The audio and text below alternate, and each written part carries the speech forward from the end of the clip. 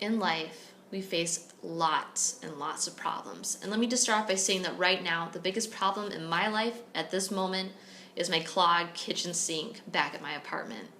Man, I can't believe it.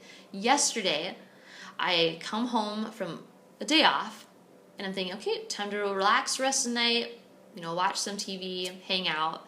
And then I go in my kitchen, and my kitchen sink is clogged and backed up. And as I focus in on this problem, much like life and other problems that might come up, that problem, as you focus on it, begins to evolve into something else. Because then I start thinking, how did this happen? I haven't used my sink all day. Could have been the upstairs neighbors that clogged it, the next door neighbors. Did I do something? And not only that, the maintenance company that's going to come out and fix this is going to take forever because my apartment complex is the furthest away from their facility. I can't see that right now in this moment as I'm doing this devotional that I'm not thinking about my clogged kitchen sink. And I want to say this to point out that life is filled with frustrations, but how we deal with the problem is really what matters most. Do we deal with problems in a God-honoring way or in our own way? Moses is a great example of a man dealing with a problem. He was a great leader of God's people. He led them out of Egypt, right? And he had a lot of problems that he had to deal with on a daily and weekly basis because he had to deal with a lot of people and a lot of their problems as well. One example in the Bible that I think of when it comes to solving a problem from a human perspective rather than a godly perspective is found in Numbers chapter 20, where the Israelites are just arriving into this desert. And they begin complaining and causing disruption between them and Moses and Aaron. And what they're telling them is they're saying, why did you bring the Lord's community into this wilderness, that we and our livestock are left here to die? Why did you bring us up out of Egypt to be in a place where we have no food and no water?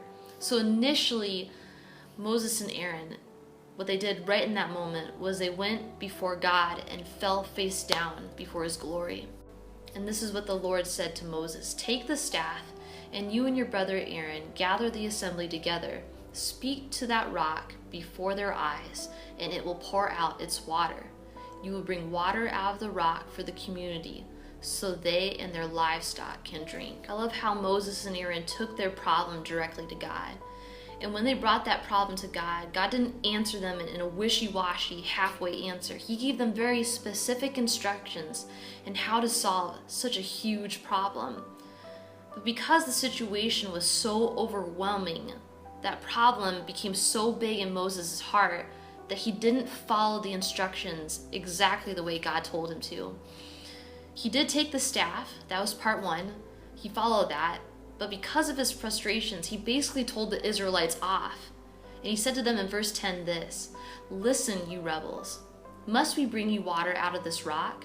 Then Moses raised his arm and struck the rock twice with his staff. Water gushed out, and the community and their livestock drank.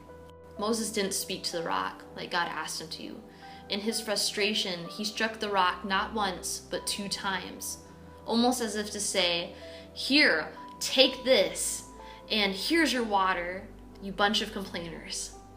That's my interpretation of it, at least. But God provided water for them regardless of how Moses followed that instruction. That wasn't his design solution, but the Lord did say this to Moses afterwards. He said, because you did not trust in me enough to honor me as holy in the sight of the Israelites, you will not bring this community into the land I give them. Can you imagine spending your whole life facing problem after problem and not fully trusting in God, and in the end, not being able to fulfill your mission of taking this group of people into the promised land? It was a very frustrating and hard thing that took place. But God did give Moses the solution, but Moses chose to focus on the problem instead of the solution that God was giving him.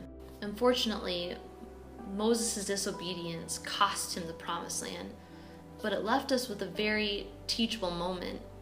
Are we going to allow our problems to get in the way of God's blessings?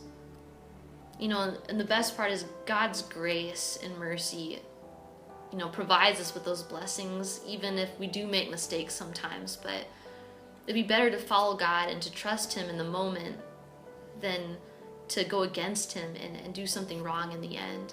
So I just encourage you this week, as you face problems in life, whether it be a kitchen sink or something else, allow God to work through that problem with you and believe for Him to do greater things in your life.